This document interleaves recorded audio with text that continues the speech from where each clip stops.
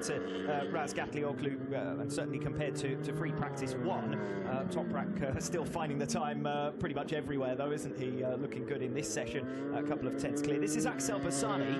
Bassani at the moment sits in P4, and another strong display from him. He sits as top Ducati.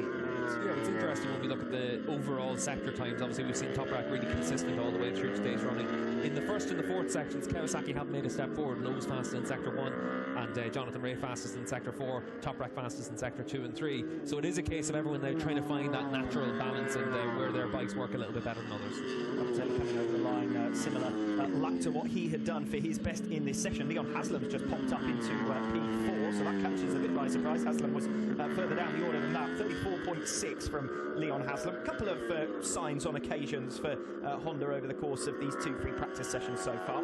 Yeah, and we've seen from Honda over the course of this year, there is a good bike in that package. It's just been a case that they haven't been always able to get the most out of it. It's really competitive in World SBK now. When you look at the Yamahas, the Kawasaki's and the Ducatis, all very consistent all the way through. It does make it very difficult if you're not quite able to get to that limit of your bike to then get yourself into those leading positions. We've obviously seen Bautista with podiums, Hassel had a podium as well this year, and it has been a case of, for both of them, they've had to try and make those steps. Good for Garrett Gerloff, his start to the weekend. I hope we see it for the rest of the weekend as well, to send him into the winter with a little bit of a confidence boost. He was a little bit closer to the front over the last couple of rounds compared to what he had been.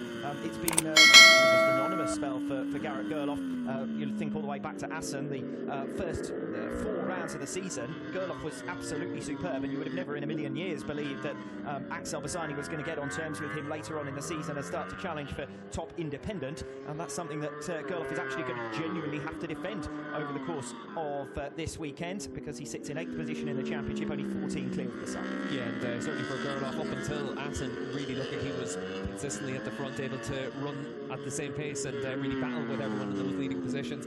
Had some podiums at the start of the year. I gave Leon Haslam a bit too much credit there. Front row for Haslam, not a podium. I just remember him dead in Park Ferme a couple of times, but certainly for Garrett Gerloff, hopefully this is the sign of what we're going to see from him again next year. We want to see him up the front of the field. He's an exciting rider. He's obviously had some tough times through the course of this season, but you want to see him able to show exactly what he can do on a superbike. Yes, Haslam's had a P4 and a P5. That's close enough. And a P4-5, I'm afraid, as far as next season is concerned.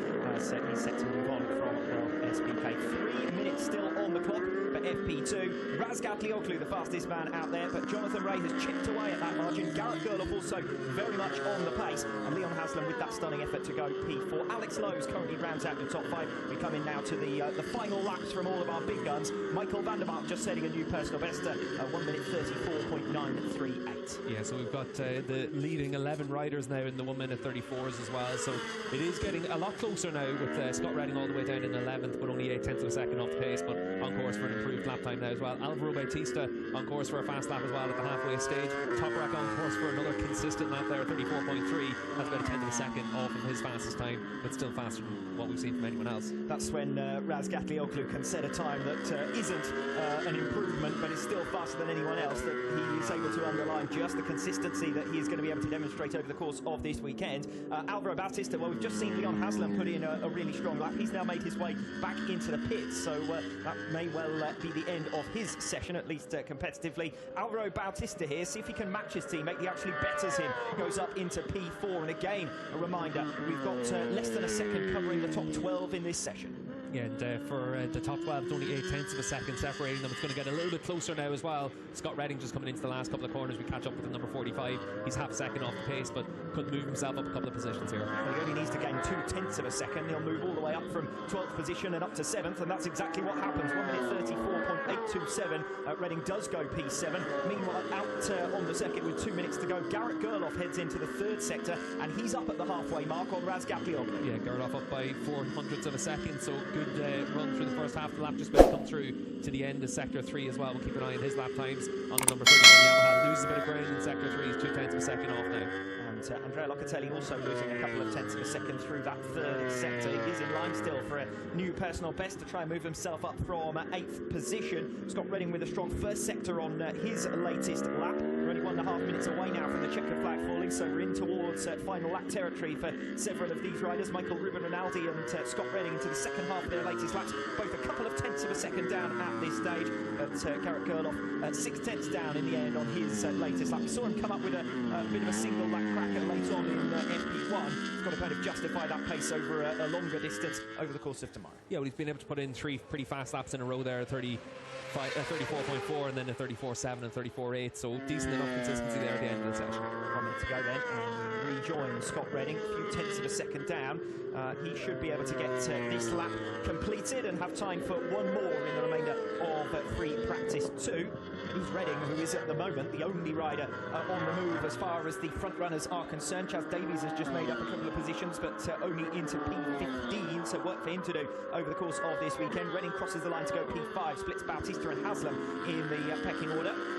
1:34.579, Scott Redding's time, 3.5 tenths of a second down on Razgatlioglu. You ride on board now. Yeah, Redding actually fastest of all in Sector 3 as well now, so he's been able to find some progress over the course of the last couple of sessions as well. Alvaro Bautista won't improve on his final lap. He's lost over a second through Sector 2 after being 7 thousandths of a second up through Sector 1.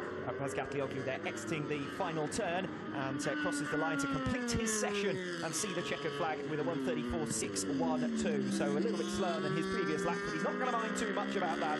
Razgatlioglu's got this session, he's got Friday sewn up here at the Mandalika International Circuit, and with a series of stunning laps faster than his nearest rival, Jonathan Ray. Yeah, and what's going to be interesting is to see that for Toprak, he's fast in each of the sectors, very fast in Sector 2, but for Jonathan Ray, he's making most of his lap time in the second half of the lap. If Chaz Davies gets caught up behind Oliver Koenig here, he may well lose what looks set to be his personal best lap, and I'd say that's going to go away from him now. He makes his way through on the inside line, and that's where we're talking about the potential overtaking zone in between turns 15 and 16. It's certainly one of the slowest, if not the slowest corner on the circuit, and Chaz Davies using that to good effect to get through on Oliver Koenig, and it is a new personal best, but I fancy that Davies probably would have moved up in positions if he hadn't got caught behind the rider who's effectively a backmarker, with all due respect, this weekend on his Yeah, Chaz lost 7 tenths of a second in that final sector, so that's catching Koenig into that sector. Koenig's actually made some good progress in this session. He's been able to get himself well underneath the 107% time that you have to set to qualify for a race, and he's been able to find, I think, about 3 seconds in this session as well. So he's been able to make a big step forward on that Kawasaki as well. And purely in numbers terms, probably not too far off what other riders have been doing on that same bike this season, to be honest. Yeah, we've seen the likes of Epis and Crescent. He actually found 4.5 seconds in this session, so he's made a big step forward from this morning. Obviously, enough track conditions have improved a lot, but for Oliver, he's also trying to learn how to ride a World SBK bike. This is his first outing on a World SBK spec bike. He has ridden a superbike in the Endurance World Championship. Yes, but even then, for only a fairly limited spell, having jumped straight up from Supersport 300, which is a world away from what he's going to be racing this weekend, and to send best of luck to him to try and mix it with these big guns is far from easy. In fact, 1.7 seconds covering the entire field aside from Koenig, who's down in 20th position, so just to underline how close they are. A bit of a gap behind the top 12 positions. Isaac Vignales, 12th fastest, less than 3/4 of a second slower than Toprak Razgatlioglu P1, and then 4 tenths to Tom Sykes next best. So